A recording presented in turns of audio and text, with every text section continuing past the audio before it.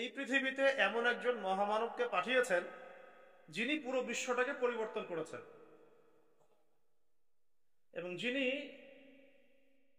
এমন একজন ব্যক্তিত্ব যার অনুসরণ করা ছাড়া আমরাও জান্নাতে যেতে পারব।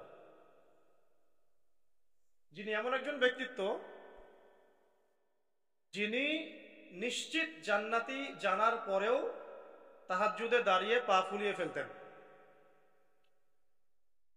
যাকে আল্লাহ রাব্বুল আলামিন দোয়া কবুল হবে সার্টিফিকেট দিয়েছেন। তিনি সেই দোয়াটাকে স্টপ রেখেছেন, কিয়ামতের মাঠে তিনি এই দোয়াটা করবেন আমাদের জন্য। এই মাসে সেই মহামানবকে এই পৃথিবীতে পাঠানো হয়েছে, আর এই মাসেই আল্লাহ রাব্বুল আলামিন তাকে তার কাছে নিয়ে নিয়েছেন। কিন্তু আমাদের মুসলিম যুবক যুবতী, তরুণ তরুণী, কিশোর কিশোরী, আবার বৃদ্ধের বেশিরভাগ, আমি চ্যালেঞ্জ করলাম 80 to 90% বলতে পারবে না আজকে এই মাসের কত তারিখ। 80 to 90% যুব সমাজকে জিজ্ঞাসা করে দেখেন, একটা জরিপ করে দেখেন, ওরা গুগল ঘাটবে, দেখি তো কয় তারিখ। তো যাই হোক, আমি কাউকে আঘাত করতে চাচ্ছি না, আমি আপনাদেরকে বোঝাতে চাচ্ছি যে আমরা সাংস্কৃতিক ভাবে এখন পরাজিত। কথা বুঝতে পারছেন? আচ্ছা, অথচ আমাদের যে রিজিক, হায়াত, এই সব কিছু কিন্তু আরবি মাস কেন্দ্রিক আল্লাহ পাক নাযিল করেন। চাঁদের 1 তারিখ যখন রমাজানের প্রথম চাঁদ ওঠে, তা আমরা কি জানুয়ারি ফেব্রুয়ারি হিসাব করে রোজা রাখি, নাকি শাবান রমাদান হিসাব করে রোজা রাখি? হজ যখন করি আমরা কি ফেব্রুয়ারি মার্চ এগুলো হিসাব করি, না যুলহিজ্জা যুলকদা এগুলো হিসাব করি? যাই হোক, তো দেখেন, যখন একটা জাতি মানসিকভাবে পরাজিত, ওই জাতিকে দিয়ে আপনি বিশ্ব শাসন করাতে পারেন। আর আমাদের মূল গন্তব্য হচ্ছে বিশ্ব শাসন করবো ইনশাআল্লাহ। এটা তো হবে, হবে কি না? হয়তো আমরা থাকবো না, আমাদের ইমান, আমল, আখলাক, মুআমালাত, জামা, ইমারা, এগুলোর যে অবস্থা, তাতে এটা দিয়ে বিশ্ব শাসন এটা পসিবল। এটা মাথায় ঢুকায় না, যত বড় বড় লেকচারই দেখ, পসিবল না, ফুল স্টপ। কখন পসিবল হবে? যখন আবু বকর, ওমর, ওসমান, আলী রাদিয়াল্লাহু আনহুম আজমাইন, সাহাবায়ে কেরাম, তাদের মতো ওই আদলে একটা জেনারেশন গড়ে উঠবে তখন। এখন কি সেরকম জেনারেশন আছে? হিসাব করে দেখবেন, একটা সমাজের মধ্যে 80% মানুষ নামাজ পড়ে না, আমি চ্যালেঞ্জ করলাম। আর যারা নামাজ পড়ছি তাদের নামাজে কার কতটুকু বিশুদ্ধতা আছে এটাও একটা বিষয়। তেলাওয়াতের, রুকু সেজদার, তাসবিহ তাহলিলের, তারপরে আপনার খুশু খুজুর, এটাও একটা বিষয়। তারপরে আবার যারা আমরা পড়ি, আমরা কতজন আবার জামাতে পড়ি, এটাও একটা বিষয়। আর মহিলাদের তো দিনদারিতার অবস্থা আগে ভালো ছিল, এখনকার জেনারেশনের মহিলাদের যে অবস্থা, তো এই মেয়েদেরকে ঘরে নিয়ে আসলেও যে আপনি সুসন্তান পাবেন, এটাও ইল্লা মাশাআল্লাহ, যদি আল্লাহ চায় তাহলে সম্ভব, তবে সম্ভব। রোজা রাখে কত পার্সেন্ট দেখবেন হিসাব করে, কত পার্সেন্ট মানুষ যাকাত ফরজ হওয়ার পরে যাকাত দিচ্ছে, এটা হিসাব করে দেখবেন। হিসাব করা যাবে, কিন্তু আমরা যদি আদমশুমারি করতে পারি, নামাজ শুমারিও করা যায়, সম্ভব ছিল। আবার ব্যবসা বাণিজ্য করতে গিয়ে কত পার্সেন্ট মুসলমান হালাল খায়, এটা আরো বড় কথা। চাকরি বাকরি, ব্যবসা বাণিজ্য, এই সব কিছুর মধ্যে এখন সুদ, ঘুষ আর দুর্নীতি। আমার কথা একদম সোজা সাপটা, কারো ভালো লাগলে লাগুক, না লাগলে নাই, আমার কবরে তার সে যাবে না, আর আমিও তো তার কবরে যাব না। ঠিক আছে? একটা মন্তব্য করার পর যদি এটা নিয়ে সারা দেশে হইচই শুরু হয়ে যায়, কিছুই যায় আসে না, কারণ যেটা সত্য সেটা বলতে হবে, বলতে হবে কি না? তবে আমি চেষ্টা করছি ভদ্র ভাষায় বলার জন্য, কাউকে আঘাত না করে। কাউকে আঘাত করা নবীর সুন্নত নয়, আমাদের সুন্নত, এটা আমাদের সুন্নত, মানুষকে আঘাত করা। হ্যাঁ, তো কত পার্সেন্ট মানুষ হালাল খায় এটা বড় কথা। হালাল ইনকাম ছাড়া ইবাদত আবার কবুল হচ্ছে না। ঘরে ঘরে সুদ, চাকরির পরতে পরতে ঘুষ, ফাইল নড়ে না। আর দুর্নীতি, দুর্নীতি বাংলাদেশের প্রধান সমস্যা। বাংলাদেশের প্রধান সমস্যা কিন্তু আপনার এটা নয় যে আমাদের ডলার নাই, ডলার সংকট, এইটা ওইটা, এগুলো মূল সমস্যা না, কিন্তু আমাদের এই পুরো ন্যাশনের 1 নম্বর সমস্যা হচ্ছে করাপশন, দুর্নীতি। আর এই নৈতিকতার শিক্ষাটা কোত্থেকে মানুষ পাবে? যে আমাকে যে ভালো হয়ে চলতে হবে, অন্যের হক নষ্ট করব না, করলে আল্লাহ ধরবেন, হ্যাঁ, আমার দুর্নীতি করা যাবে না, এটা হারাম হচ্ছে, মানুষের হক নষ্ট হচ্ছে, এই শিক্ষাটা কি স্কুলে দিবে, কলেজে দিবে, বিশ্ববিদ্যালয়ে দিবে, নাকি আপনাকে নামাজ এবং কোরআন দিবে? ইসলাম থেকে আবার মানুষকে দূরেও সরাচ্ছি, আবার মানুষকে সুশীল বানানোর চেষ্টাও করছি। কি একটা অবস্থা! মানে আমি মদের লাইসেন্সও দিচ্ছি, আবার মদ থেকে মানুষকে বিরত রাখার চেষ্টা করছি। কথা, সিগারেট বিক্রিও করছি, আবার লিখছি যে এখানে ধূমপান স্বাস্থ্যের জন্য ক্ষতিকর। তাহলে বোঝেন, এই জাতিটাকে দিয়ে আপনি কি বিশ্ব শাসন করতে পারবেন? নবী সাল্লাল্লাহু আলাইহি ওয়াসাল্লামকে আল্লাহ পাক এমন একটা যুগে এই পৃথিবীতে পাঠিয়েছিলেন যেটা আমাদের চাইতেও জঘন্য একটা যুগ ছিল। আমরা এখন যে কথাগুলো বললাম, যে আমাদের অর্থনীতির মধ্যে সমস্যা, মুআমালাতে সমস্যা, ইবাদতের সমস্যা, এর চেয়েও জঘন্য একটা যুগে আল্লাহ রাব্বুল আলামিন তার প্রিয় হাবিব মুহাম্মদ সাল্লাল্লাহু আলাইহি ওয়াসাল্লামকে এই মক্কাতে পাঠিয়েছেন। ওটাকে আমরা কি বলি? আইয়ামে জাহেলিয়া। কোন মাসে, কয় তারিখে? এটা নিয়ে আরেকটা মিসকনসেপশন আছে, এটা নিয়ে অনেক বর্ণনা আছে। অনেকগুলো সিরাতের কিতাবের মধ্যে 12 তারিখ পাওয়া যায়, আর অনেকগুলো সিরাতের কিতাবের মধ্যে 9 তারিখ পাওয়া যায়। 9-12, অনেকে 10-11 বলেছেন কেউ কেউ। এটা নিয়ে একটা মত পার্থক্য আছে। তো মত পার্থক্য থাক, মত পার্থক্যের জায়গা, ওটা নিয়ে আমাদের, ওই যে বললাম, আমাদের শেকড়ে যাইতে হবে। ডালপালা নিয়ে এখন আলোচনার প্রয়োজন আছে? এই মাসে আল্লাহ রাসূল সাল্লাল্লাহু আলাইহি ওয়াসাল্লামকে আল্লাহ পাক দুনিয়াতে পাঠিয়েছেন এই মানবতার মুক্তির দূত হিসেবে। এটাই বড় কথা, তাই না? এখন কিভাবে তিনি মানবতাকে মুক্তি দিয়েছেন ওইটা আমরা দেখব, নাকি?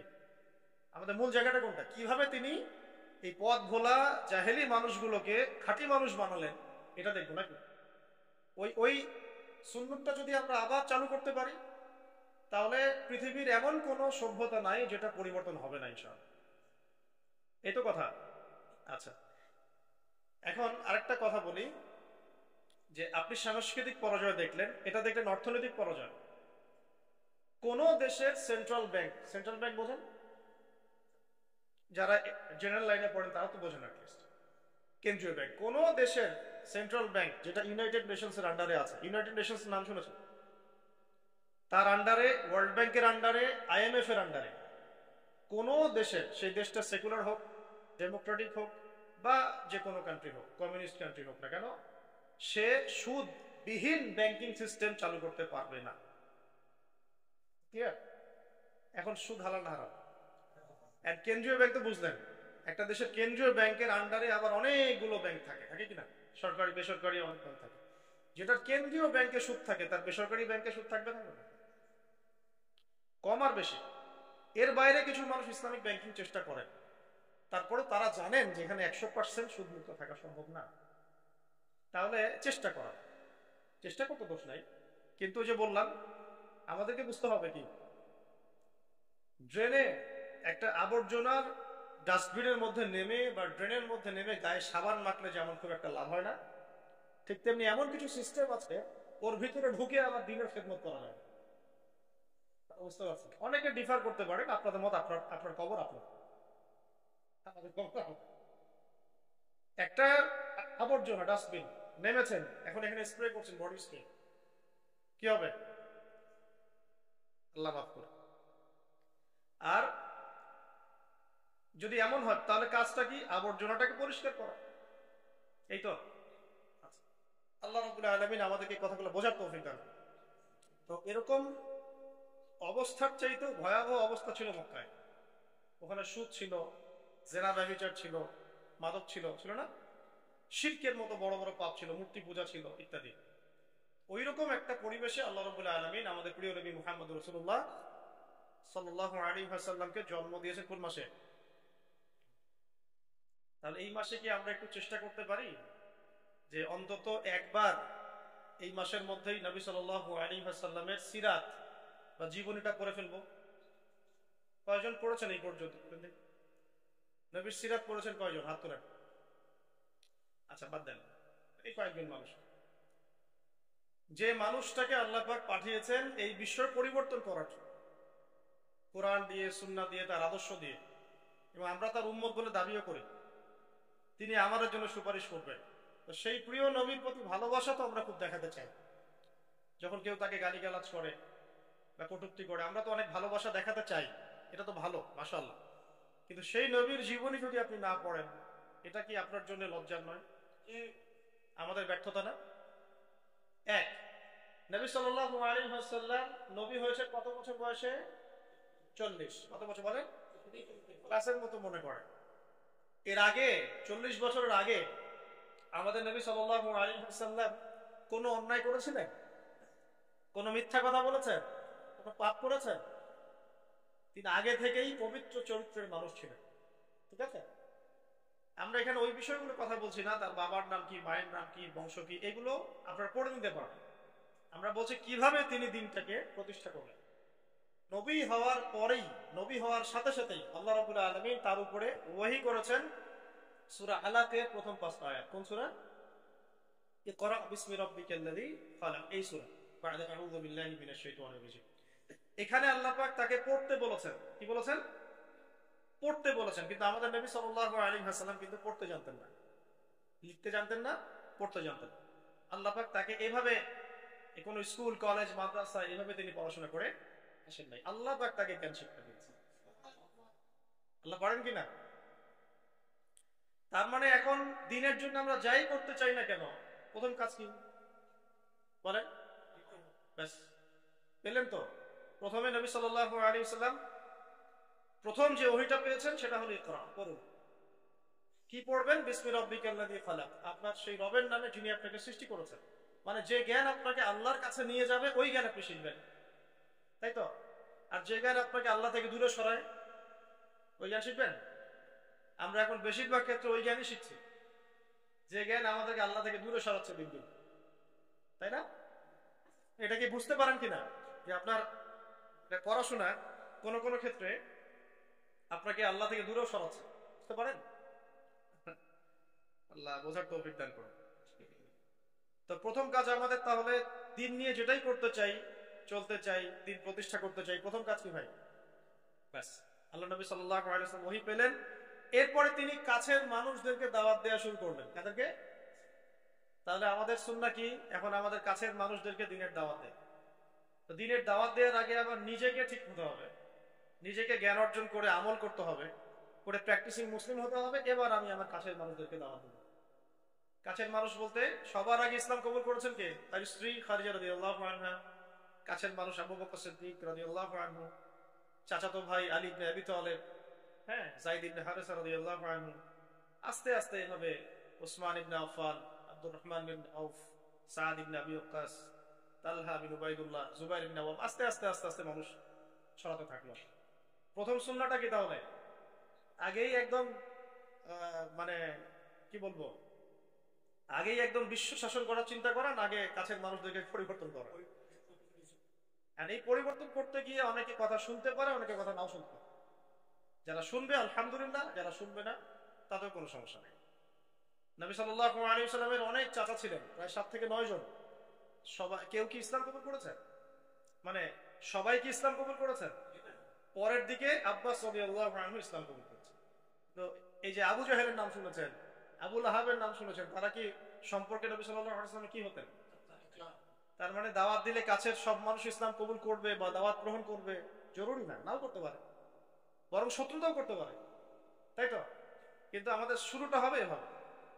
তারপরে এরপরে নবী সাল্লাল্লাহু আলাইহি ওয়াসাল্লামকে আল্লাহ পাক ওহী করলেন, সূরা শুআরার মধ্যে আছে, ওয়া আনজির আশিরাতাকাল আকরাবিন। এবার তোমার বংশের আত্মীয়-স্বজনকে দাওয়াত দাও। বংশ আছে না আমাদের সবার? বংশের আত্মীয়-স্বজন সবাইকে নবী সাল্লাল্লাহু আলাইহি ওয়াসাল্লাম সাফা পাহাড়ের নিচে ডেকেছেন। কোন পাহাড়? সাফা মারওয়া দেখেছেন কিনা?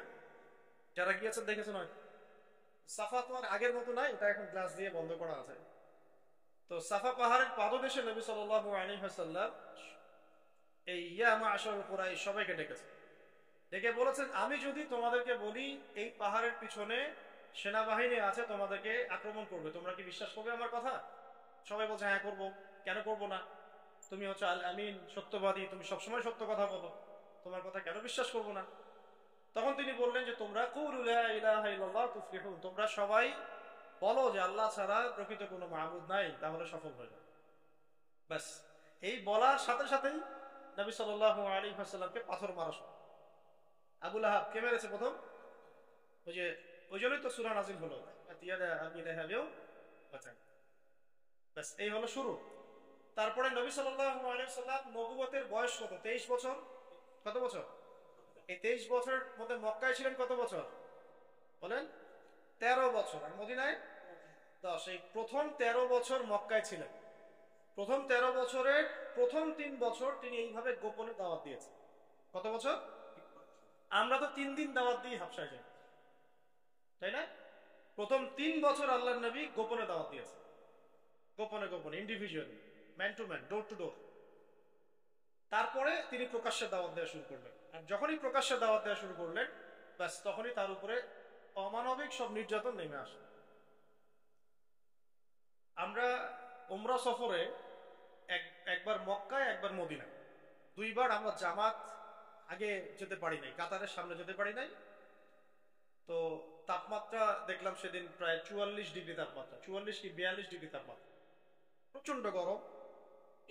তো বাধ্য হয়ে একদিন মক্কায় আমাদেরকে রাস্তায় নামাজ পড়তে হয়েছে। রাস্তা মানে হারামের মধ্যেই, যারা হজ উমরা করেছেন তারা তো জানেন, হারামের সাথেই রাস্তায়। ওটা ওখানকার একটা কমন বিষয়। নামাজের আজান হয়ে গেলে মানুষ দাঁড়িয়ে যায়, ওখানে রাস্তায় দাঁড়িয়ে, হারামের মধ্যে। মদিনা তো একই অবস্থা।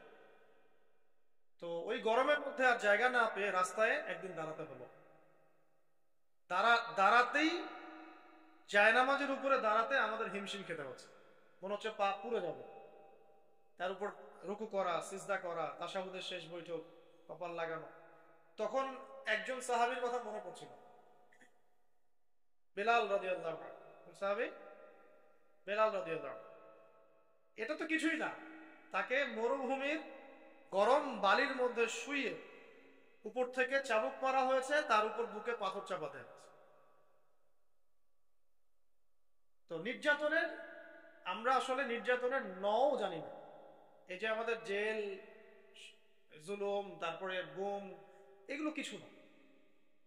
নির্যাতন যা হয়েছে সাহাবীদের উপরে এবং আমাদের নবী সাল্লাল্লাহু আলাইহি ওয়াসাল্লামের উপরে, এটা কল্পনার বাইরে। আমরা এটা কল্পনা করতে পারবো। আমরা এই যে পৃষ্ঠার মধ্যে এগুলো পড়ি, এখানে পড়লে তো আর আপনি আমরা তো ফিল করতে পারবো, অনুভব করতে পারবো। যারা ওই সময় ছিলেন, দেখেছেন, তারা বুঝবেন, তাই না বিষয়টা? নবী সাল্লাল্লাহু আলাইহি ওয়াসাল্লামকে প্রায় 15 বার হত্যা করার চেষ্টা করা হয়েছে এবং তাকে মোটামুটি মানুষ প্রায় 15-16টা গালি দিয়েছে সারা জীবন। কাকে গালি দিয়েছে? এমন একজন মানুষকে যার সামনেও কোনো গোনা নাই, পেছনেও কোনো গোনা নাই, যিনি তার সমস্ত পরিশ্রম করছেন উম্মার জন্য, তার নিজের স্বার্থে নয়। তিনি তো যাবেন মাকামে মাহমুদে, তিনি তো একদম জান্নাতুল ফিরদাউস, তার তো কোনো হিসাবও নাই, আছে? তাহলে তিনি কেন পরিশ্রমগুলো করলেন? কেন মার খেলেন? কেন গালি খেলেন? কাদের জন্য? আমাদের জন্য, আপনাদের জন্য। এই তো, এই যে কিয়ামত পর্যন্ত যত মানুষ আসবে উম্মতে মুহাম্মদ, তাদের জন্য। আর আমরা কেমন নাফরমান উম্মত, তার জীবনীও পড়ি না, তার সুন্নত আমল করি না, তার সুন্নত সম্পর্কে জানিও না, তার জীবনীটা পড়ানোর চেষ্টা করি, বা তার রেখে যাওয়া যে দিন, একটা আমানত, এই দিনটার খেদমতে কিছু করবো, সেটাও করতে। আপনারা যদি কখনো হজ বা উমরা করতে যান, অবশ্যই রাসূল সাল্লাল্লাহু আলাইহি ওয়াসাল্লামের রওজায় তো যাবেন সালাম দিতে। যদি আপনার মধ্যে সততা থেকে থাকে, আপনি দেখবেন যে আপনার সালাম দিতে লজ্জা লাগবে, লজ্জা পাবেন। আমরা লজ্জা পাই দূরে দাঁড়িয়ে সালাম দিতে। কোন মুখ নিয়ে সামনে যাবেন? নবী সাল্লাল্লাহু আলাইহি ওয়াসাল্লাম কি ওখানে মৃত? এটা তো একটা আকীদার বিষয় মনে করেন। আল্লাহর নবী সাল্লাল্লাহু আলাইহি ওয়াসাল্লাম তার কবরে আল্লাহ রাব্বুল আলামিন যেভাবে রেখেছেন সেভাবে জীবিত। সালাম দিলে তিনি সালামের উত্তর দেন। আপনি যখন সালাম দিবেন, আসসালামু আলাইকা আইয়ুহান নবী ওয়া রাহমাতুল্লাহি ওয়া বারাকাতুহু, এই সালাম তার কাছে পৌঁছে দেওয়া হবে, তিনি উত্তর দিবেন। কিভাবে দিবেন সেটা তো আমার বোঝার বাইরে, আমার বুঝের মধ্যে আসবে না। আসবে? তো এখন তিনি তো ওখানে আছেন, শুয়ে আছেন। তা আমি যাচ্ছি ওখানে, সালাম দিচ্ছি, কোন মুখ নিয়ে সালাম দিচ্ছি? নবীজি যদি কখনো বলেন কিয়ামতের মাঠে আমাদেরকে, তোমরা আমার দিনের জন্য কি করেছো? আজকে হাউসে কাউসারের পানি তো খেতে আসছো, তোমরা আমার দিনের জন্য কি করেছো? তোমরা আমার দিনের জ্ঞান কতটুকু অর্জন করেছো? দিনের জন্য কতটুকু দাওয়াতি কাজ করেছো? কতটুকু আল্লাহর রাস্তায় জিহাদ করেছো? কি করেছো? আমরা কি অ্যান্সার দিব? এগুলো আমাদেরকে ফেস করতে হবে তো। আজকে থেকে 100 বছর পরেই হোক আর 1000 বছর পরেই হোক, ফেস করতে হবে কিনা? তাহলে যদি আমরা কিছু এমন কিছু করে তার সাথে সাক্ষাৎ করতে পারি যাতে তিনি আমাদেরকে নিয়ে গর্ব করেন, এটা উত্তম না? আল্লাহ পাক আমাদেরকে তার দিনের জন্য এমন কিছু করার তৌফিক দান করুন যাতে তিনি, মানে আমাদের নবী সাল্লাল্লাহু আলাইহি ওয়াসাল্লাম এবং তার রব আল্লাহ রাব্বুল আলামিন আমাদেরকে নিয়ে গর্ব করতে পারে। অন্যথায় আমরা এই মুখ কাকে দেখাবো? তো সাহাবীরা এই বিষয়টা বুঝেছিলেন বলেই এত চরম জুলুম নির্যাতন সহ্য করেছেন হাসি মুখে। কেউ কি নবীর উপর কোনো অভিযোগ করেছিলেন যে আপনার দিনের মধ্যে এসে আমাদেরকে মাইর খেতে হচ্ছে? আমরা যখন দাওয়াতি কাজ করি, সামান্য একটু বিপদ আসলেই মানুষ যে রিয়াক্ট করে, ভাই ঠিক আছে, এর আগে দাওয়াতি সফরে গেছে, আর যাওয়ার দরকার নেই, মানে সরাসরি তো বলতে পারে না, ঘুরে ফিরে ফোনও রিসিভ করে না। হ্যাঁ, কেউ যদি আল্লাহ রাস্তায় দাওয়াতি কাজ, দিন প্রতিষ্ঠার কাজ করতে যায়, তার উপর বিপদ আপদ আসে, বিপদ আপদ আসার আগ পর্যন্ত পিছনে থাকে, বিপদ আপদ আসলে আর পিছনে কাউকে পাওয়া যায়। এমনকি এমন অনেক ওলামায়ে কেরাম বলেছেন যে আমরা জেলখানায় ছিলাম, আমাদেরকে দেখতে পানি পর্যন্ত দিতে যায় না, অথচ যখন আমরা বয়ান করতাম আমাদের বয়ানের সাথে সাথে বলতো ঠিক। বুঝতে পারছেন বাংলাদেশের অবস্থা? এই জন্যই বললাম যে এই জিনিসগুলো যদি সংশোধিত না হয়, বৃহৎ পরিসরে দিনের বিজয়টা সম্ভব না। কি স্বার্থে সাহাবীরা এই ত্যাগটা স্বীকার করেছেন? জান্নাতের স্বার্থে। আমরা নবী সাল্লাল্লাহু আলাইহি ওয়াসাল্লামের সাথে আছি কেন? আল্লাহর জন্য, আল্লাহর জন্য তাকে মহব্বত করি, আল্লাহর জন্য তার সাথে আছে। এবং অবর্ণনীয় নির্যাতন, মানে নির্যাতনের কথাগুলো বললে এখানেই আর কি অনেক সময় চলে যাবে।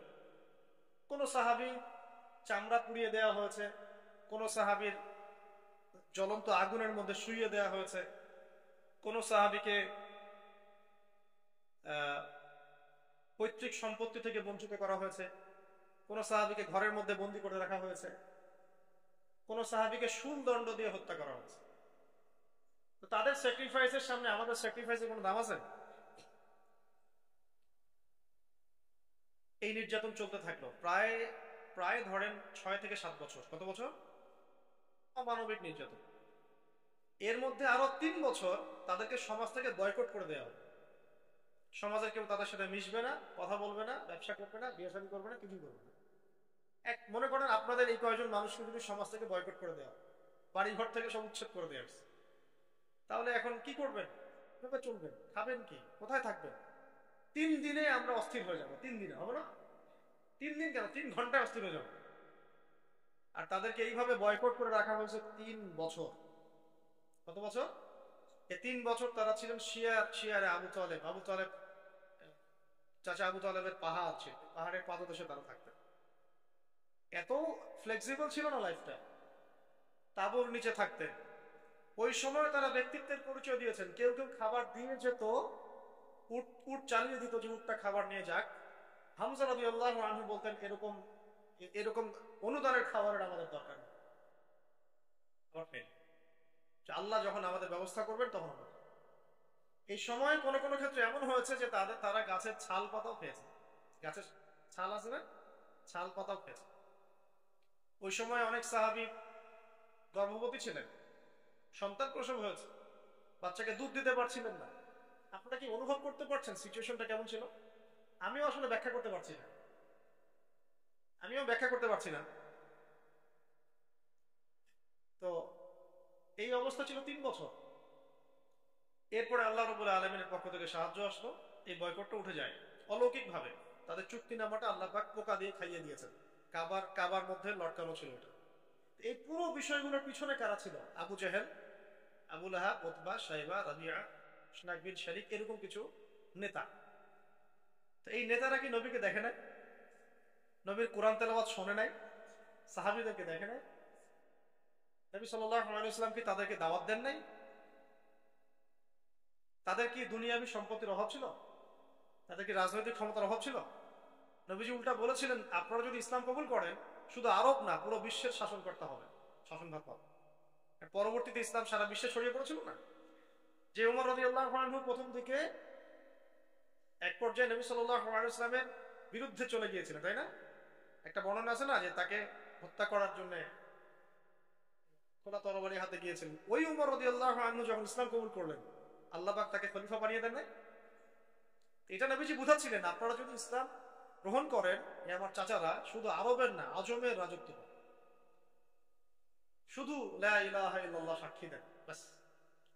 তারা এটা কেন করলো না? কারণ এটা করলেই তাদের দুনিয়াবি স্বার্থ নষ্ট হয়ে যাবে। তাদের এই মূর্তি কেন্দ্রিক ব্যবসা, তাদের পলিটিক্যাল ক্ষমতা, নবীর আনুগত্য করতে হবে, তখন সবাই ধনী গরিব সমান হয়ে যাবে, মানুষের মানুষের কোনো ভেদাভেদ থাকবে না, ঠিক আছে? ওদের মন গড়া অর্থনীতি চলবে না, ওদের মন গড়া সংস্কৃতি চলবে না, এক কথায় কোরআন এবং সুন্নাহর সামনে আত্মসমর্পণ করতে। ব্যাস, এই কারণেই তো তারা করলো না। এখনো সারা বিশ্বে যারা করছে না, এইগুলো কারণ না? এছাড়া কোনো কারণ আছে? এইগুলোই কারণ। বুঝবেন, সিরাত শুধু পড়বেন না, সিরাতটাকে এই বর্তমান প্রেক্ষাপটের সাথে মেলাবেন। এখন সিরাত থেকে কিভাবে শিক্ষা নিতে হবে, এখন সিরাত থেকে আমরা কোন শিক্ষাটা নেব, কিভাবে নেব? এখন তো সেই উটের যুগ নাই, এখন আপনি এয়ারক্রাফটে চলছেন, ঠিক আছে? এখন তো সেই আপনার ঘোড়ায় আপনি চড়ছেন না, আপনি বাস ট্রাকে চড়ছেন, ইত্যাদি গাড়ি চড়ছেন। কিন্তু দেখবেন পলিসিগুলো কিন্তু চেঞ্জ হয় না। প্রযুক্তি পরিবর্তন হয়েছে, কিন্তু নীতি নৈতিকতা, পলিসিগুলো কিন্তু চেঞ্জ হয়। একই বিষয় ঘুরে ঘুরে আসবে, কিন্তু শুধু প্রযুক্তিগত পার্থক্য আর কিছু। যে দোয়া আপনি করতেন ওই সময়, ওই যুগে সাহাবীরা ঘোড়ায় উঠে বা গাধার পিঠে উঠে বা বাহনের পিঠে উঠে, ওই একই দোয়া আপনি করছেন এখন প্রাইভেট কারে উঠে। মানে আপনার, যেটা আমি বোঝাতে চাচ্ছি, যে পলিসি কিন্তু চেঞ্জ হয় না, চেঞ্জ হয়েছে কি প্রযুক্তি, অবস্থান, সময়, এতটুকু। তাহলে সিরাতের শিক্ষা কি ওই যুগে চলবে, এই যুগে চলবে না? তাহলে ওই যুগে যেভাবে সিরাত থেকে দিন প্রতিষ্ঠা হয়েছে, এই যুগেও ওইভাবেই হবে, কিন্তু হয়তো প্রযুক্তিগত কিছু পার্থক্য থাকবে, পদ্ধতিগত কিছু পার্থক্য থাকবে, সুন্নাহ থাকবে এক, তাই না? সুন্নাহ প্রথম শিখলাম কি, একটু মনে করা দিই, আগে ইলম অর্জন। আগে কি কোন কিসের ইলম? যে ইলম আপনাকে আল্লাহর দিকে নিয়ে যাবে, কোরআন হাদিস ইসলামের মৌলিক জ্ঞান। এরপরে আপনি যে কোনো জেনারেল শিক্ষাও শিক্ষিত হতে পারেন, কোনো সমস্যা নেই। যে জ্ঞান আপনাকে উপকৃত করবে ব্যাস, এবং আল্লাহর দিকে নিয়ে যাবে। তারপরে ইলম অনুযায়ী আমল, রিজিকটা হালাল হতে হবে, এবং তারপরে শুরু করবো দাওয়াতি কাজ। কোথা থেকে? আগে নিজের মানুষ, কাছের মানুষ, তারপরে আস্তে আস্তে আমার আত্মীয় স্বজন, আমার বন্ধু বান্ধব, পাড়া প্রতিবেশী, এই তো। এরপরে আল্লাহ পাক যাকে যত বড় ক্ষমতা দিবেন, যত বড় মাকাম দিবেন, সে তত বড় জায়গা থেকে দিনের জন্য দাওয়াতি কাজ করবে। আর আল্লাহ পাক তো একজনকে হঠাৎ করে উপরের মাকাম দেন না, আস্তে আস্তে আস্তে আস্তে আল্লাহ পাক নিয়ে যান, তাই না? এই তো। এখন এবার আসেন, যখন দাওয়াতের কাজ করবেন তখন নির্যাতন আসবে কিনা? কি শিখলেন সুন্নাত থেকে? সাহাবীদের উপর এসে থাকলে আপনার আমার উপরেও আসবে। যদি না আসে, যদি কোন রকমের কটাক্ষ, অপবাদ, গীবত, তহমত, সমালোচনা, জেল, গুম, হাবি জাবি, শারীরিক নির্যাতন, মানসিক নির্যাতন, এইগুলো যদি কোনোটাই না আসে, বুঝে নেবেন এটা কোনো দাওয়াতি না, এটা কোনো দাওয়াতি না, এটা একটা গোলালু মার্কা দাওয়াত।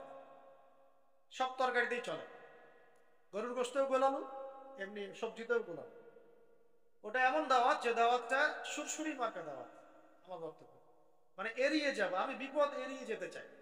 আমি দাওয়াতের কাজ করতে চাই, কিন্তু বাবা আমার গায়ে আবার যেন কোনো কাদা না লাগে, খুব সতর্ক। এইসব দাওয়াতে নবী সাল্লাল্লাহু আলাইহি ওয়াসাল্লামের শিক্ষা। যখন হকপন্থী মানুষ কথাও বলবে বা কলমও ধরবে, তখন বিভিন্ন রকম কথাবার্তা আসবে সমাজে। এমন হতে পারে সবাই মিলে তাকে আক্রমণ করা শুরু করছে, এমন হতে পারে। বিচক্ষণ জ্ঞানী মানুষরা এখান থেকেই বুঝে নেবে যে আল্লাহ পাক হয়তো সেই ব্যক্তিকে কবুল করেছে, বলেই এটা হচ্ছে, হয়তো বা, আল্লাহ ভালো জানে। আর যদি দেখা যায় ইসলামিক দাওয়াতি কাজ করছেন, রেভলিউশন মুভমেন্ট, অনেক বড় বড় কথা বলছেন, কোন রকমের না কোনো বিপদ আপদ, না বালা মুসিবত, না কোনো গালি, না কোনো বিপদ তহমত, কিছুই নাই। বুঝতে হবে যেখানে হয় দাল মে কুছ কালা হয়, অথবা ইহা পে পুরি দাল হি কালা। তো তাই বলে আবার এমন কিছু বলছি না যে নিজের ঘাড়ে বিপদ ডেকে নিয়ে আসবেন, এটাও ইসলামের সুন্নত নয়। উদউ ইলা সাবিলি রাব্বিকা বিল হিকমা, আল্লাহ রাব্বুল আলামিনের পথে মানুষকে প্রজ্ঞার সাথে ডাক। তো প্রজ্ঞাটা কি? প্রজ্ঞা মানে কি কাপুরুষতা? কোনটা প্রজ্ঞা কোনটা কাপুরুষতা এটা বুঝতে হবে। এখন দাওয়াতের অঙ্গনে নেমে আমি বুঝেছি যে বহু মানুষ এই হিকমা শব্দের দোহাই দিয়ে কাপুরুষ হয়ে গেছে। হিকমার দোহাই দিচ্ছে, এদিকে সে কাপুরুষতাকে লুকাতে চাচ্ছে। সে নিজের কাপুরুষতাকে হিকমা শব্দের আড়ালে লুকাতে চাচ্ছে। আমরা সত্য মিথ্যা খোলামেলা বলবো, আমাদের বলা পর্যন্তই তো দায়িত্ব। এখন আমার হাতে তো কোনো পাওয়ার নাই যে আপনি ইম্পোজ করবেন কিছু। এখন আপনি অন্যায় দেখলে মুখ দিয়ে প্রতিবাদ করতে পারবেন, আর সেটাও না পারলে অন্তর দিয়ে ঘৃণা করতে পারবেন, কিন্তু অন্যায় দেখলে আপনি এখন হাত দিয়ে পিটাতে পারবেন না। আপনাকে পিটানোর এখন অথরিটি দেওয়া হয় না, দেওয়া হয়েছে। যাদের সে অথরিটি আছে তারা যদি না পিটায় তারা গুনাহগার হবে, হবে কি না? যাদের এই অধিকার অথরিটি আল্লাহ পাক দিয়েছেন তারা যদি ওই হাত দিয়ে প্রতিবাদ না করে তারা গুনাহগার হবে। আর আমার হাতে হাতের ক্ষমতা নাই, মুখের ক্ষমতা আছে, এটা আছে তো অ্যাটলিস্ট। তো বাস আপনি মুখ দিয়ে হকটাকে স্পষ্ট করবেন, এটা আমাদের দায়িত্ব। সিরাত থেকে শিখলাম। তখন কি হবে? নির্যাতন আসবে, শিয়ারে আবু তালেবের মতো অবস্থাও হতে পারে। এবার কি, একটু ধৈর্য ধরেন, এখান থেকে শেষ করে দিন। এবার দেখেন কিভাবে টেবিল ঘুরে যাচ্ছে। এই চরম নির্যাতন, নিপীড়ন, খাবারের কষ্ট, শারীরিক কষ্ট, মানসিক কষ্ট, এর মধ্যে আবার আল্লাহ নবী সাল্লাল্লাহু আলাইহি ওয়াসাল্লামের যে মক্কার শেল্টার চাচা আবু তালেব, তিনিও ইন্তেকাল করলেন। আবু তালেব তিনিও ইন্তেকাল করলেন। এই চাচা ইসলামের জন্য যা করেছেন আমরা সারা জীবনে এখন করতে পারি না। বিশ্বাস করছেন না? চাচা আবু তালেব ইসলামের জন্য যা করেছেন আমরা এখনো সেটা করতে পারি নাই। তিনি শুধু কালিমাটা পড়েন নাই। কালিমার মূল্য বুঝি আমরা একটু। আল্লাহ পাক যে আমাদেরকে কালিমা পড়ার তৌফিক দিয়েছেন, আমরা কত সৌভাগ্যবান, আল্লাহ আমাদেরকে কত মহব্বত করেন সেটা একটু বোঝার চেষ্টা করুন। একজন ব্যক্তি নবী সাল্লাল্লাহু আলাইহি ওয়াসাল্লামকে খাবার, বাসস্থান, আপনার সামাজিক সাপোর্ট, অর্থনৈতিক সাপোর্ট সব দিয়েছে। এবং বাবা ইন্তেকাল করার পরে, মা ইন্তেকাল করার পর, দাদা ইন্তেকাল করার পর তিনি তাকে মানুষ করেছেন। প্রায় কত বছর? প্রায় 30-40 বছর আল্লাহ নবী তার আন্ডারে ছিলেন। সেই মানুষটা কালিমা পড়তে পারে, আল্লাহু আকবার। সেই মানুষটা ইন্তেকাল করলেন ওই বছরেই, তার মাত্র 6 মাসের মধ্যেই। কোনো বর্ণনা আসছে 7 দিন, আর কোনো জায়গায় আসছে 6 মাস। তার মধ্যে নবী সাল্লাল্লাহু আলাইহি ওয়াসাল্লামের প্রিয়তম স্ত্রী কে? খাদিজা রাদিয়াল্লাহু আনহা, তিনিও ইন্তেকাল। সিচুয়েশনটা বুঝতে পারছেন কত খারাপ? নবী সাল্লাল্লাহু আলাইহি ওয়াসাল্লাম প্রচুর, এই বছরটাকে বলা হয় আমুল হুজন। কি বলা হয়? বলেন আমুল হুজন, মানে কষ্টের বছর, কষ্টের উপর কষ্ট, কষ্টের উপর কষ্ট। তো এখন আল্লাহ পাক তো দেখছেন তার হাবিব কষ্ট পেয়েছেন, পাচ্ছেন কিনা? আল্লাহ পাক তাকে এখন খুশি করাতে চাইলেন। খুশি করানোর জন্য আল্লাহ রাব্বুল আলামিন তাকে এই মাটি থেকে সরাসরি আরশ পর্যন্ত নিয়ে গেলেন। সুবহানাল্লাহ। এই মেরাজের ঘটনা ঘটে। মেরাজের ঘটনায় গিয়ে নবী সাল্লাল্লাহু আলাইহি ওয়াসাল্লাম এত যে অলৌকিকত্ব দেখলেন, জান্নাত, জাহান্নাম, আল্লাহ পাকের সাথে কথা বলা, ওহী প্রাপ্ত হওয়া, বারজাখে কার কি শাস্তি হচ্ছে দেখছেন, জেরুজালেমে ওখানে গিয়ে নামাজ পড়লেন, নবীদেরকে নিয়ে নামাজ পড়লেন। তো এটাতে তিনি তার যে ব্যথা, শোক, এগুলো ভুলে গেলেন। স্বাভাবিক তো, যদি কোনো ব্যক্তি আল্লাহ পাকের সাথে কথা বলার সৌভাগ্য লাভ করে তার মনের মধ্যে আর কোনো কষ্ট থাকবে কখনো? সব কিছু ভুলে গেলেন নবী সাল্লাল্লাহু আলাইহি ওয়াসাল্লাম। এই মেরাজ হলো, মেরাজের আলোচনা মেরাজের সময় হবে ইনশাআল্লাহ। তো মেরাজের ওখানেই কিন্তু 5 ওয়াক্ত নামাজও ফরজ হলো। কত ওয়াক্ত? আচ্ছা, মেরাজে এটা বলে নেই, মেরাজের 3টা হাদিয়া দেওয়া হয়েছে স্পেশাল। কয়টা? এক, এই যে 5 ওয়াক্ত নামাজ, যেটা উম্মতে মুহাম্মাদের এখন 80% মানুষ পড়ে। আল্লাহ ভালো করে, যে নবী মেরাজে গিয়ে এটা হাদিয়া নিয়ে আসলেন, ওই নবীর হতভাগা উম্মত নামাজ পড়ে। 2 নাম্বার, নবী সাল্লাল্লাহু আলাইহি ওয়াসাল্লামকে দেয়া হলো সূরা বাকারার শেষের 3 আয়াত। সূরা বাকারার শেষের 3 আয়াত মেরাজে একদম আরশের কাছাকাছি নূরের পর্দা দিয়ে। তো এই সূরা বাকারার শেষের 3 আয়াত কয়জন জানে? জিজ্ঞেস করেন। মাদ্রাসা পড়া ছেলে পেলে বাদ দিয়ে কয়জন জানে?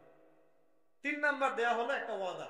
হে মুহাম্মদ সাল্লাল্লাহু আলাইহি ওয়াসাল্লাম, আমি তোমাকে ওয়াদা করছি, তোমার উম্মতের কোন ব্যক্তি, নারী হোক পুরুষ হোক, ছেলে মেয়ে, নারী পুরুষ, আবাল বৃদ্ধ, যে হোক না কেন, যত পাপই করুক, আসমান জমিন সমান পাপ নিয়েও যদি আমার সামনে আসে, কিন্তু আমার সাথে কাউকে শরীক করে নাই, শিরকের পাপ নাই, ইনশাআল্লাহ আমি তার সামনে আসমান জমিন সমান ক্ষমা নিয়ে হাজির হব। শিরিক যে কত প্রকার আর কি কি, আর আমরা যে কত শিরকে আছি এটা তো অন্য আলোচনা। ইমান ভঙ্গের কারণগুলো পড়ে দেখে, কত দাড়ি টুপি বলা মানুষ যে মুশরিক হয়ে বসে আছে আল্লাহ ভালো জানে। শিরক এত সূক্ষ্ম, এত ব্যাপক।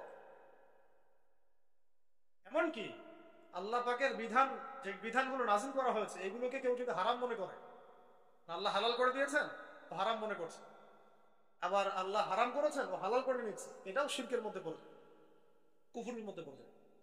যাই হোক, তাহলে তিনটা জিনিস আমরা রক্ষা করবো ইনশাআল্লাহ। তাওহীদে থাকবো ইনশাআল্লাহ। সূরা বাকারার শেষ 3 আয়াত প্রত্যেক দিন রাতের বেলা পড়বেন, প্রত্যেক দিন রাতের বেলা। এছাড়া আপনি যখন তখন পড়তে পারেন, কিন্তু কমপক্ষে রাতের বেলা। রাত মানে সূর্য ডুবে গেছে এরপর থেকে রাত, মাগরিব থেকে নিয়ে ঘুমানো পর্যন্ত, বা তাহাজ্জুদও পড়তে পারেন। অনেক ফজিলত। সারা রাত আপনার সমস্ত যে ক্ষতিকর বিষয়গুলো আছে এগুলো থেকে আল্লাহ আপনাকে হেফাজত করবেন।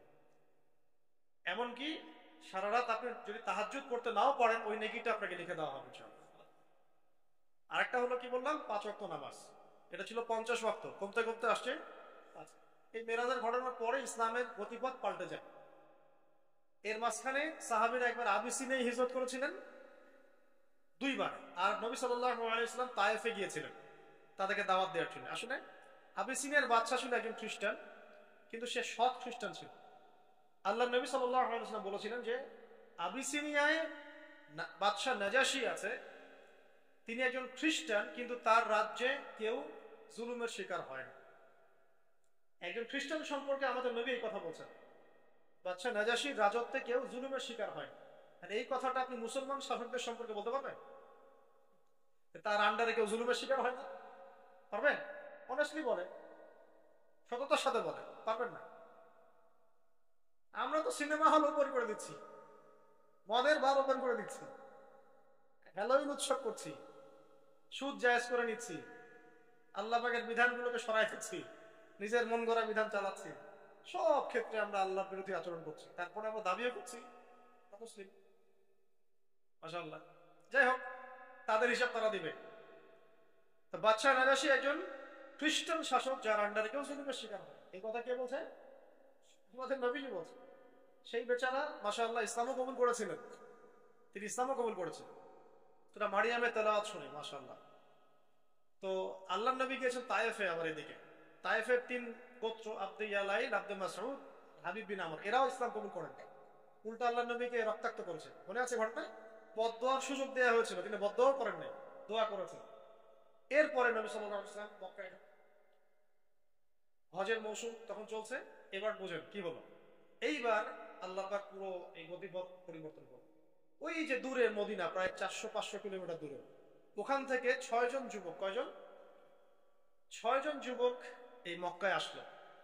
এই যুবকদের ব্যাপারে একটু বলি। এই যুবকরা শুনেছিলেন যে শেষ জামানে একজন নবী আসবে।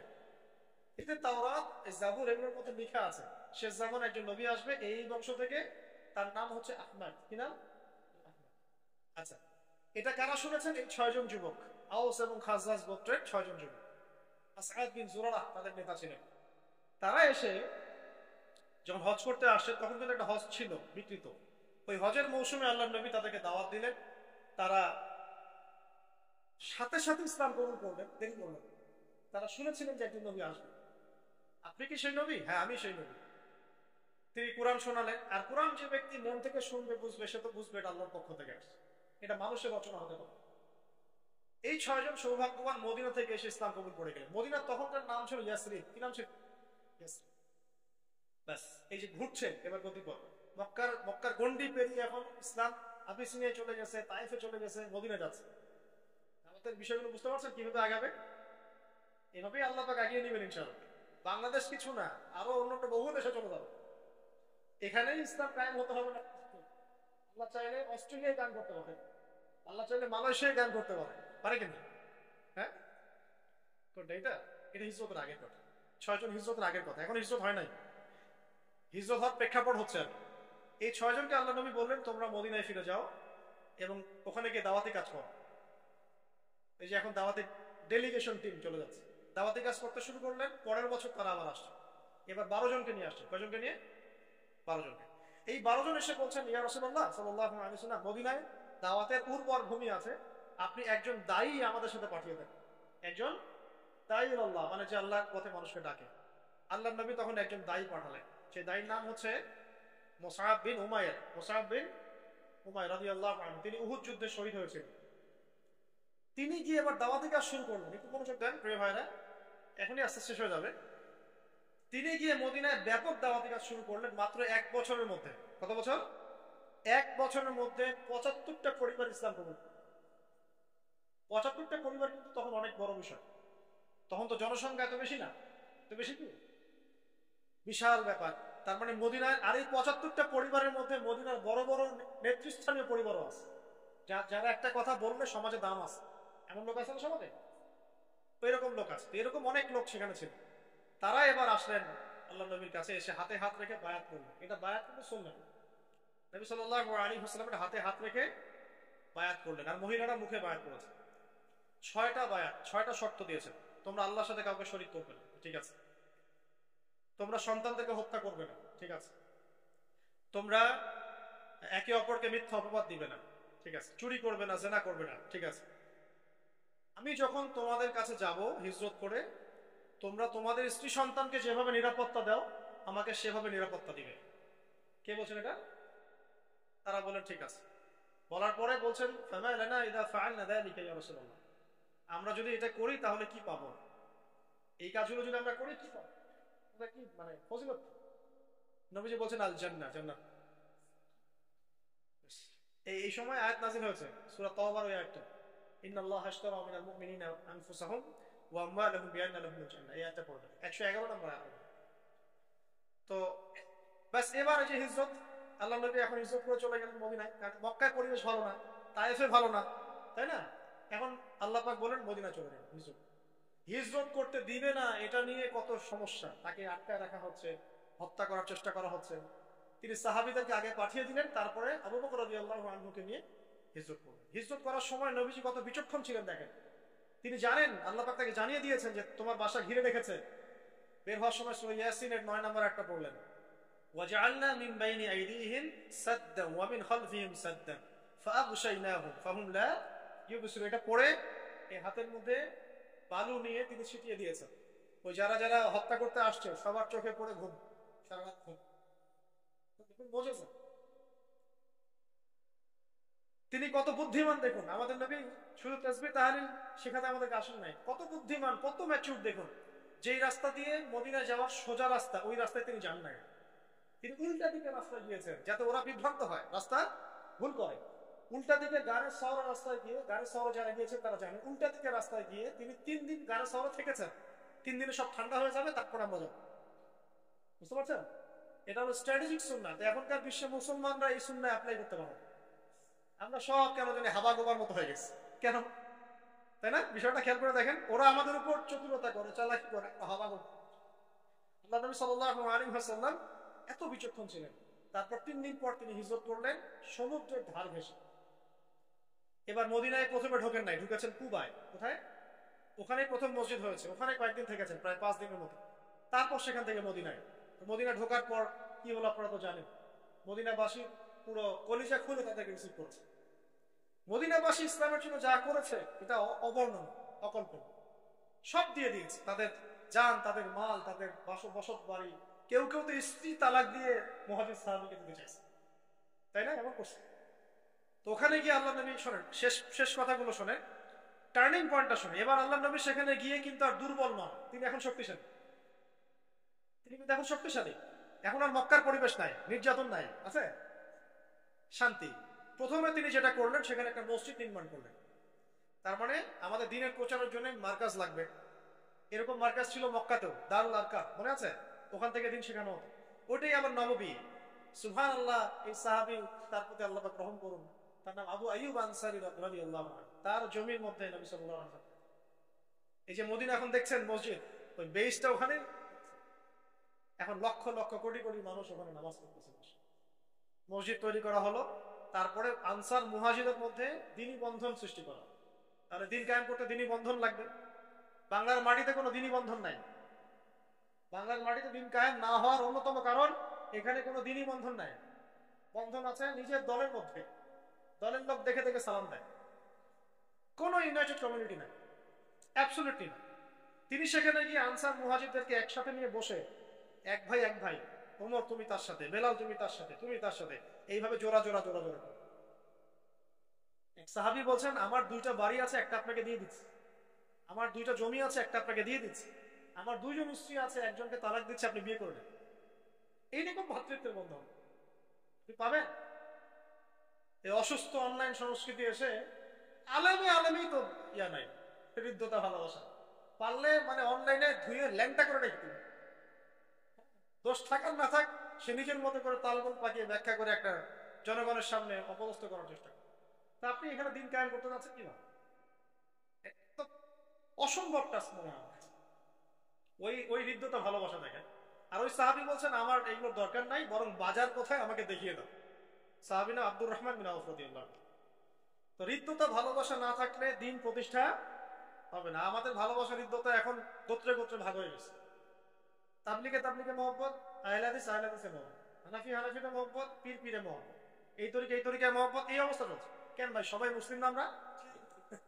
সবার প্রতি মহব্বত রাখা যায় না? সব ঘরানার মধ্যেই কিছু ভালো জিনিস আছে, আছে না?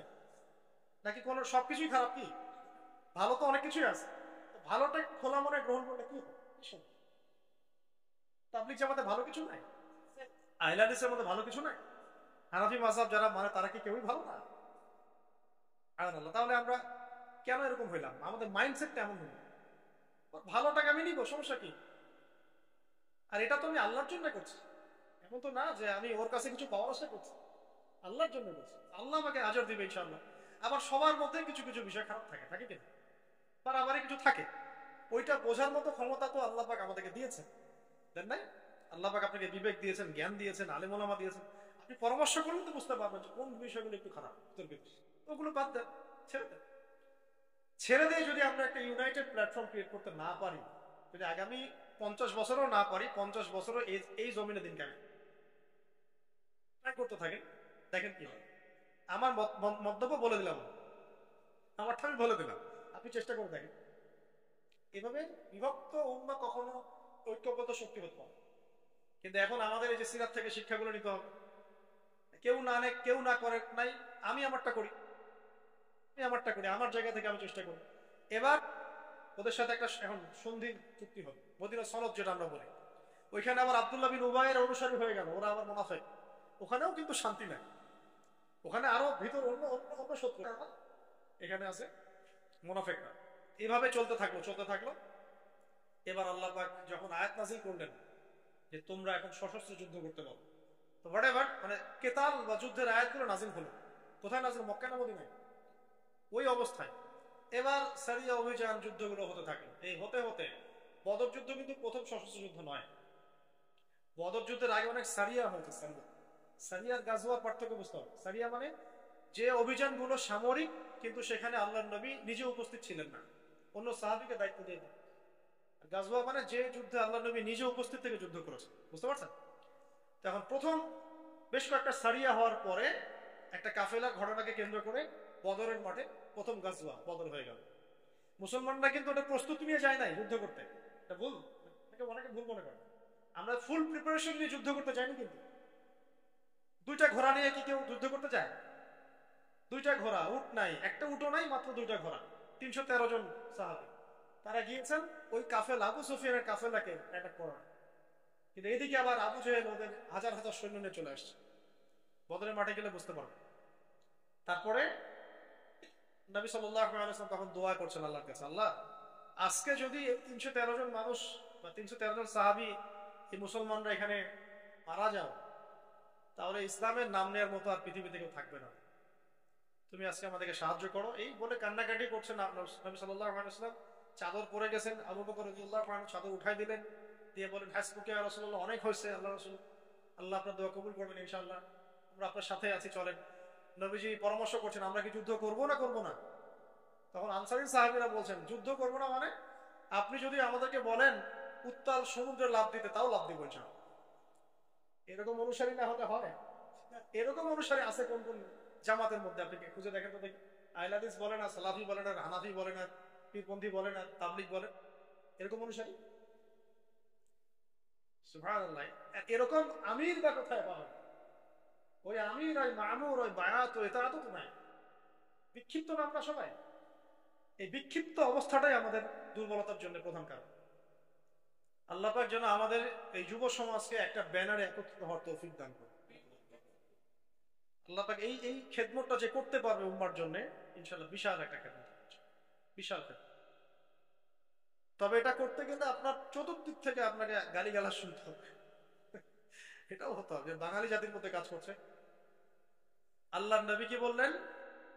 আল্লাহ তুমি আমার সাহাবীদের প্রতি রহম করো, আল্লাহ তোমার গায়েবী সাহায্য নাজিল করো। আল্লাহ পাক ইমিডিয়েটলি তখন সেখানে 1000 ফেরেশতা পাঠিয়ে দিলেন। সৈন্য লাগে, ফেরেশতা চলে আসছে। যুদ্ধের কি ফলাফল তা তো জানলেন। একদম আবু জাহেল থেকে শুরু করে যত বড় বড় কাফের সব শেষ। 70 জন বড় বড় কাফের শেষ। 70 জন বন্দী হলো। মুসলমানদের মধ্যে মাত্র 14 জন শহীদ হয়েছে। কতজন? ওই 14 জনের নামের ফলক বদরের মাঠের পাশে আছে, দেখবেন 14 জন নামের ফলক। তো এবার মক্কা কেন, পুরো আরবে একটা বিপ্লব সৃষ্টি হলো, যে নতুন একটা শক্তি জেগে গেছে, যারা তাওহীদে বিশ্বাস করে, শিরক করে না, যাদের একজন নবী আছে, হ্যাঁ, ইত্যাদি। তো কেউ তাদের সাথে পারছে না।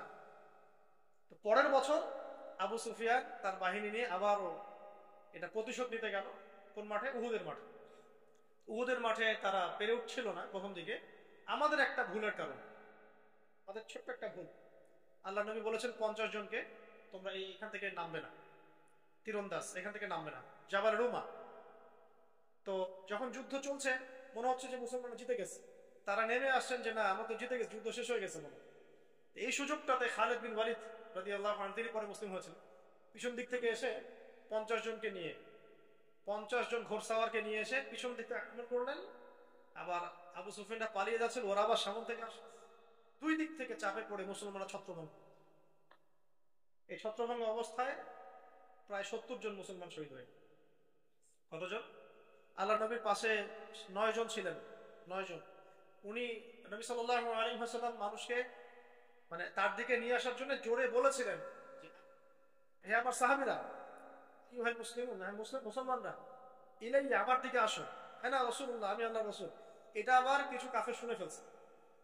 আব্দুল্লাহ বিন কি জানি নাম, আব্দুল্লাহ বিন কামিয়া একজন, লাআনাহুল্লাহ, আরেকজন হচ্ছে উতবা বিন আবি ওয়াক্কাস, এরকম কিছু কাফের ছিল ওই যুদ্ধে। ওরা এই ভয়েসটা শুনে ফেলে, ও তাহলে ওইখানে মুহাম্মদ আছে, চলো ওইখানে। ওখানে গিয়ে এলোপাতাড়ি আক্রমণ করা শুরু করে সবাই মিলে। এতে নবী সাল্লাল্লাহু আলাইহি ওয়াসাল্লামের দাঁতে আঘাত লেগেছিল, ঘাড়ে আঘাত লেগেছিল, মাথার যে বর্ম থাকে, যুদ্ধের বর্ম, লোহা, এখানে ব্যাক টু ব্যাক 2টা আঘাত করেছিল তরোয়াল দিয়ে আব্দুল্লাহ বিন কামিয়া, লাআনাহুল্লাহ, আল্লাহ তাকে লাআনত করুন। এবং এতে নবী সাল্লাল্লাহু আলাইহি ওয়াসাল্লামের কপালের নিচে লোহার কড়া ঢুকে গেছে, ওটা বের করতে অনেক কষ্ট হয়েছে। আলী রাদিয়াল্লাহু আনহু, ফাতিমা রাদিয়াল্লাহু আনহা, তারা মিলে নিজের দাঁত দিয়ে টেনে বের করছে।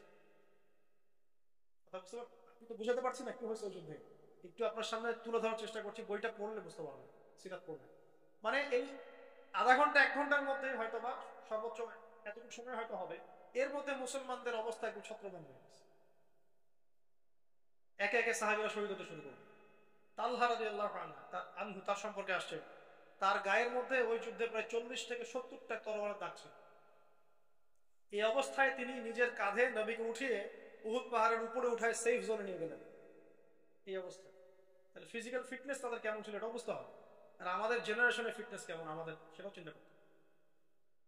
আমরা তো ঘুমাই না, ঘুম নাই, খাওয়া নাই, ফেসবুক, টিকটক, ইউটিউব, ব্যাস। আর গোপনে পাপ করে নিজের শক্তি নষ্ট করে। তো এই যুদ্ধে তারপরে মুসলমানরা সেফলি উহুদ পাহাড়ে উঠে যায় এবং তারা যুদ্ধে, এটা আমরা পরাজয় বলতে পারি না, কিন্তু বিপর্যয়, এটা অবশ্যই একটা কি বিপর্যয়। এই যুদ্ধে হামজা রাদিয়াল্লাহু আনহু শহীদ হয়ে গেলেন, এটা সবচেয়ে বড় বিপর্যয়। তারপরে পরের বছর তারা আবার আক্রমণ করেছে খন্দকে, ওইটা আমরা ডিফেন্ড করেছি। এরপর নবী সাল্লাল্লাহু আলাইহি ওয়াসাল্লাম ব্যাপক দাওয়াতি কাজ করলেন পররাষ্ট্র ক্ষেত্রে, অন্যান্য রাষ্ট্রে, যেমন রোম সম্রাট হিরাক্লিয়াস, ওই মিশরে, আলেকজান্দ্রিয়ায়, হ্যাঁ, বুসরা, বাহরাইন, এই বিভিন্ন জায়গায় তখন রাজতন্ত্র, রাজারা ছিলেন, তাদের কাছে দাওয়াত পাঠানো হলো। হ্যাঁ, এবার চলতে থাকে দাওয়াত এবং এই জিহাদ চলতে থাকবে। চলতে চলতে চলতে একদিন নবীজি স্বপ্ন দেখলেন তিনি তাওয়াফ করছেন কাবা ঘর। সাহাবীরা বুঝলেন যে আমরা এখন উমরা করতে যাব, উমরা প্রিপারেশন নেওয়া হলো, রাস্তার মধ্যে আটকে দেওয়া হলো, না যেতে পারবে। কেন? যে এই বছর যেতে পারবে না, পরের বছর আসতে হবে। আমাদের কেউ তোমাদের দলে গেলে ফিরাই দেওয়া লাগবে, তোমাদের কেউ আমাদের দলে আসলে ফিরাই দেবো, আর আগামী 10 বছর আমরা কোনো যুদ্ধ করবো না। এরকম কিছু শর্ত দিয়ে দিল তারা। ঠিক আছে, নবী সাল্লাল্লাহু আলাইহি ওয়াসাল্লাম বলল, ওকে ঠিক আছে, ডান। এটা হচ্ছে হুদায়বিয়ার সন্ধি, ঠিক আছে। এখানে আরো অনেক ঘটনা আছে, এটা বলতে গেলে অনেক সময় যাবে, আমি শেষ করে দিচ্ছি। হুদায়বিয়া সন্ধির পরে নবী সাল্লাল্লাহু আলাইহি ওয়াসাল্লামের সুযোগটা কি সৃষ্টি হলো শোনেন। শত্রু হচ্ছে এদিকে কুরাইশরা, এদিকে মুনাফিকরা। এখন কুরাইশদের সাথে এখন আমরা সন্ধির মধ্যে আছি, কুরাইশরা আমাদের সাথে যুদ্ধ করবে না, ঠিক আছে। ব্যাস এখন আমাদের সুযোগ সৃষ্টি হতে থেকে ধর্ম করা। বাস এবার নবী সাল্লাল্লাহু আলাইহি ওয়াসাল্লাম খায়বার আক্রমণ করলেন। খায়বারে তো আর এই মক্কার কুরাইশরা এসে হেল্প করতে পারবে না। এটা কত স্মার্ট আমাদের নবী, দেখেন একটা শত্রুর হাত চিপে ধরা হয়েছে, ও আর আক্রমণ করতে পারবে, বাস এখন ওকে আক্রমণ করা, বাস ওকে আক্রমণ করা হবে। এভাবে একটা একটা গোত্র শেষ করা হবে। বনু কুরাইজা, বনু কাইনুকা, বনু নাযির সব বের করে দেওয়া হলো আরব থেকে। বাস এভাবে হুদায়বিয়া সন্ধির পরে চুক্তি হলো যে কেউ কারোর সাথে লড়াই করবে না, কিন্তু ওরা চুক্তি ভঙ্গ করলো। চুক্তি ভঙ্গ করার পরেই নবী সাল্লাল্লাহু আলাইহি ওয়াসাল্লাম প্রায় 12,000 সাহাবী নিয়ে মক্কা আক্রমণ করলো, কাউকে কিছু না জানিয়ে। যেই মক্কা থেকে আমরা শূন্য হস্তে বিতাড়িত হলাম, মনে আছে? যেই মক্কায় আমরা নির্যাতনের পর নির্যাতন সহ্য করলাম, যেই মক্কায় আমাদেরকে বয়কট করলো, 3 বছর গাছের ছাল পাতা খেয়ে থাকলাম, সেই মক্কা আমরা বীরের বেশে বিজয় লাভ মাত্র 10 বছরের মধ্যে। কত বছর? তাহলে বুঝলেন কিভাবে আস্তে আস্তে আস্তে মক্কা বিজয়টা হলো। মক্কা বিজয় হওয়ার পরে আল্লাহ নবী সবাইকে গণহারে হত্যাও করেন নাই। আমরা হলো তো তাই করতাম, তাই না? যুদ্ধ অপরাধী এবং ওই যে শব্দগুলো আমরা ওই কি বলে রোহিঙ্গাদের ক্ষেত্রে বলেছে, প্রথম বিশ্বযুদ্ধ হয়েছে, সেকেন্ড ওয়ার্ল্ড ওয়ার হয়েছে, যে মানবতা বিরোধী অপরাধ এবং যুদ্ধ পরে বন্দী যারা হয় এদের বেশিরভাগকেই হত্যা করা হয়েছে। ফার্স্ট ওয়ার্ল্ড ওয়ারে, প্রথম বিশ্বযুদ্ধে, সেকেন্ড বিশ্বযুদ্ধে এবং এই এই এখন চলমান যে যুদ্ধগুলো হচ্ছে এগুলোতেও যুদ্ধবন্দীদেরকে কিন্তু খুব একটা ভালো ব্যবহার করা হয় না, হত্যা করা হয়। আল্লাহ নবী সাল্লাল্লাহু আলাইহি ওয়াসাল্লাম কাউকে হত্যা করলেন না, শুধু তাদেরকে হত্যা করা হয়েছে যারা আল্লাহ নবীকে গালি দিয়েছে। যারা আল্লাহ নবীকে গালি দিয়েছে, কটূক্তি করেছে, ইবনে খাতাল নামে এক ব্যক্তি ছিল, কাবা ঘরে ডেলাপ ধরেছিল, ওকে ওই অবস্থায় হত্যা করা হয়েছে। এটাকে কোনো ছাড় দেওয়া হয় না। এসব এসব পাপের কোনো ছাড় আছে? এখন আমরা দুর্বল বলে এটা করতে পারি না, তাই না? এটা করা তো ফরজ। কি ওরকম ওরকম ক্ষমতা থাকলে এটা করা আসলে উচিত ছিল। যাদেরকে আল্লাহ ক্ষমতা দিয়েছেন তাদের জন্য এটা করা উচিত, শাস্তির আওতায় আনা উচিত। না হলে তো সবাই এই বাক স্বাধীনতার নামে নবীকে গালি দেওয়া শুরু করবে, দিবে না? দেখেন মক্কাতেও নবীকে গালি দিয়েছে মানুষ, কিন্তু মক্কাতে নবী শাস্তি পোস্ট করেন নাই, কারণ ওই সময় এটা করার মতো খুব শক্তি ছিল না। কিন্তু মদিনার পরে যখন মক্কা বিজয় হলো, তখন তিনি হচ্ছেন পুরো এই আরবের কি প্রেসিডেন্ট, তার সেই অথরিটি আছে। তাকে কেউ গালি দিলে তুমি অবশ্যই তখন তাকে শাস্তির আওতায় আনতে পারেন। তাদেরকে বাদ দিয়ে সবাইকে মাফ করে দেওয়া হবে, সবাইকে সবাইকে মাফ করে দেবে। আনতুমুতুল্লাকা, তোমরা সবাই মুক্ত, যাও। লা তাসরিবা আলাইকুম আল-ইয়াউম, আজকে তোমাদের উপর আমার কোনো রকম অভিযোগ কেউ বলতে পারবে না ছাড়া। ব্যাস এরপরে নবী সাল্লাল্লাহু আলাইহি ওয়াসাল্লাম বিদায় হজ করলেন, বিদায় হজ করে নিয়ে তারপরে মাত্র 81 কি 83 দিন তিনি বেঁচে ছিলেন। তারপরে তিনি এই দিনটাকে আমাদের হাতে আমানত রেখে চলে গেছেন। এখন বলেন আমাদের কাজ কি? সিরাত থেকে অল্প সময় কি বুঝলাম? অনেক সারাদিন কথা বলা যেত এটা নিয়ে, যতটুকু পারলাম ছোট করার চেষ্টা করলাম। কিভাবে তাহলে নবী সাল্লাল্লাহু আলাইহি ওয়াসাল্লামের সুন্নাহ মাফিক দিন বিজয় হবে তাহলে বলেন? আপনারাই বলেন প্রথমে কি করতে হবে তাহলে আমাদের? হ্যাঁ, অবশ্যই লেখাপড়া করতে হবে, জ্ঞান অর্জন করতে হবে, ইলমটা প্রথম। তারপরে আমাদের আমল করতে হবে। নিজে আমল না করে তো দাওয়াত দেওয়া যাবে না, নিজে আমল করতে হবে, সুন্নাহ মাফিক চলতে হবে। তারপরে দাওয়াত দিতে হবে মানুষকে। দাওয়াতটা শুরু হবে আগে কাছের মানুষ থেকে, আস্তে আস্তে বড় পরিসরে যাবো ইনশাআল্লাহ। ঐক্য থাকতে হবে। প্রকাশ্য দাওয়াত মানে সব দাওয়াত খোলামেলায় দিতে হবে, তবে হিকমার সাথে, প্রজ্ঞার সাথে। এবং এই দাওয়াত দেওয়ার পরেই আসবে নির্যাতন, নিপীড়ন আসবে কিনা, তখন সবর করতে হবে। তখন প্রথমে সবর করতে হবে। প্রয়োজনে উপযুক্ত পরিবেশে হিজরতও করতে হতে পারে। একটা জায়গায় পরিবেশ নাই একদম, যে আবিসিনিয়ায় হিজরত করলেন সাহাবীরা, নবীজি মদিনায় গিয়ে হিজরত করলেন। মনে করেন একটা দেশের নাম হলো ভুটান, কথা বলছি, এক্সাম্পল দিচ্ছি। ওখানে দিনের পালনের কোনো পরিবেশই নেই, তো তো সেখান থেকে আপনি মালয়েশিয়া গিয়ে হিজরত করছেন, ওখানে পরিবেশ আছে, এই একটা বিষয়। তো এই একটা অবস্থা। তবে আমাদের এখানে তো পরিবেশ আছে, কিন্তু এটাকে ইউনাইটেড করার অভাব আছে, এবং এই যুগের সাথে এটাকে মিলিয়ে নেওয়াটার ঘাটতি আছে।